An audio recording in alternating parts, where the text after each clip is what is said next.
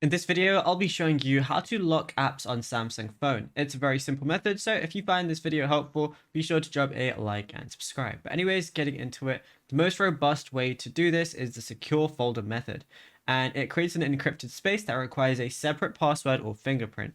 So what we want to do firstly is go over to our settings application, go ahead and find security and privacy, and then go ahead and find secure folder. Then once you go ahead and find it, make sure to go ahead and set it up and sign in with your Samsung account. Then what I can do is find my secure folder right here in my app selector. So go ahead and open it up.